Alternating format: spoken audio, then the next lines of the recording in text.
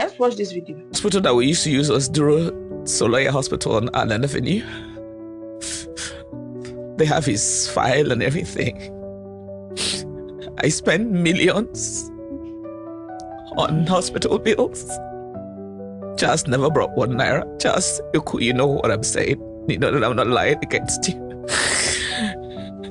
And then I went to work.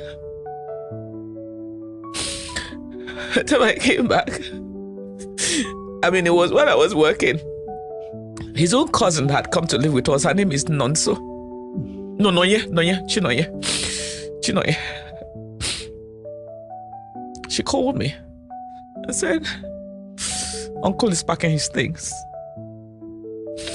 So that's how Charles Eko packed his things and left and said, he can't deal with a child that is SS. Well, this was the same person that convinced me to stay. The same person that said he'll be there with me through thick and thin. The same person that my parents said, Eucharia, this guy is not it for you. And that's how he abandoned my son. And I wasn't even home. He left my son in the hands of the maids. And you know, when you're in a production, you can't leave the job. So I had to stay and finish my job. So I came home. And true, he had packed everything and anything he could pack. I didn't even bother because I knew that I could always provide, I could always buy. But for 2 years, I never removed anything in the house the way they were. For 2 years. Everybody is talking about this podcast. Some people are emotional, some are taking sides, some are angry because of the story. I am here not to judge, but I am here to analyze the story behind the story through qualitative analysis lens.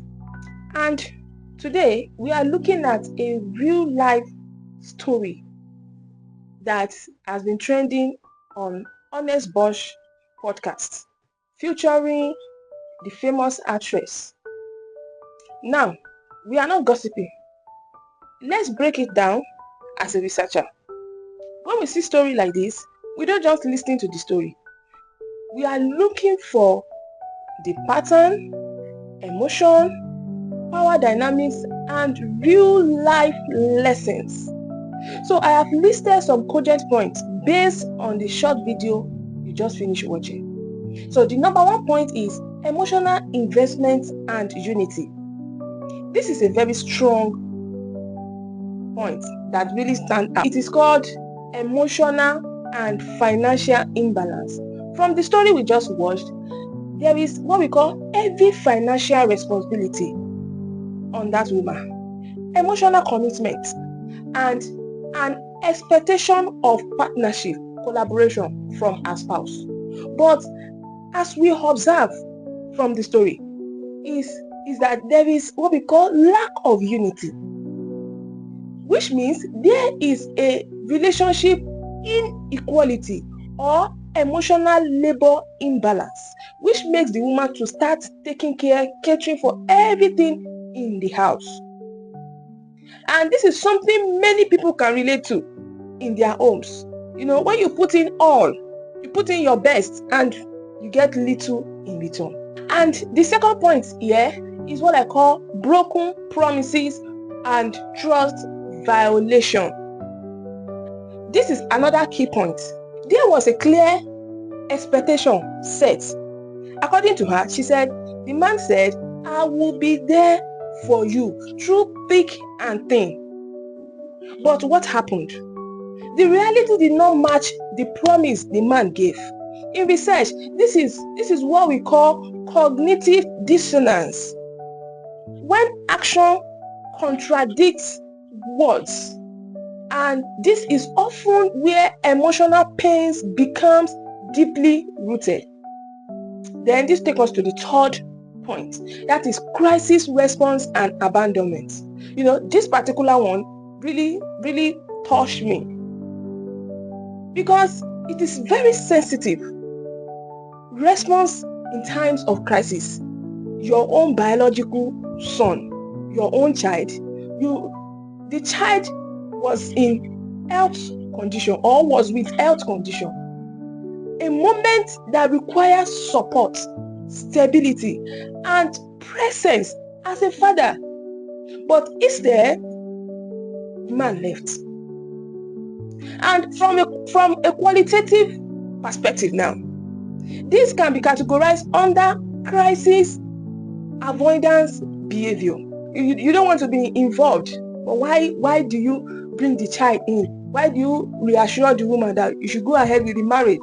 Why do you ask her that she should not worry, that everything will be fine? But instead of that, he left.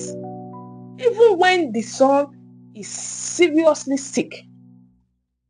And another thing from the qualitative perspective that I'm able to look at this critically is called emotional withdrawal under pressure. Is it that maybe the man is under immense pressure that he could not cope with the situation? But didn't he think about that earlier? So, and this is critical because how people respond during difficult times often define the strength of a relationship. So this takes us to the fourth point that we have here: gender role and societal expectation. Now let's look at this social layer. There is an underlying expectation that a woman should endure. They've been training us with this from childhood. You are a woman, you understand all those things. A woman should nurture. A woman should carry emotional and financial burden. That is how it's being viewed out there. That is the expectation out there. But this story challenged that narrative. And this is where qualitative analysis becomes powerful. This brought this question to my mind, and I kept wondering that, are these expectations fair on the side of women, or are they socially constructed pressure just for the woman alone? I want to see your thoughts in the comment section. And this takes us to the last point, which is resilience and identity. Despite everything that woman went through in her marriage, there is a strong sense of resilience from the story we just watched. We saw strength from that woman. She did not give up. She prayed. She did. Please go and watch that podcast. She did a lot of things to make sure that her son is alive. Survivor. She put a lot of things in place just to make sure that this boy is fine. Even though when her husband is not contributing anything in that marriage. And the ability to rebuild. In research, this is called adaptive coping. It shows how individuals construct or reconstruct their identity after emotional disruption.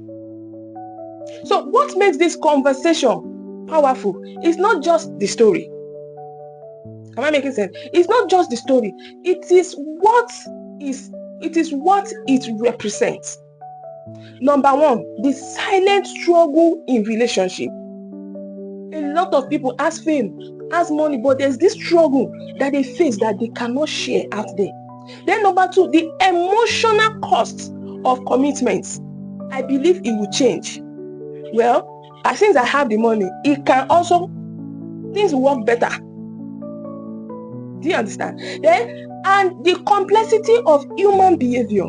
Anybody can change. There are some people, they will give you their word. I love you. I promise you I will not leave you. And in the long run, they will change totally. That was why that man left his own son when the crisis was too much. Qualitative analysis matters. It deals with real life experiences, just like the way I break this story down. Don't worry, I will come out with different stories and I'm going to be analyzing them on this channel, because behind every trending story there is a data, there are patterns, there are insights, waiting to be uncovered.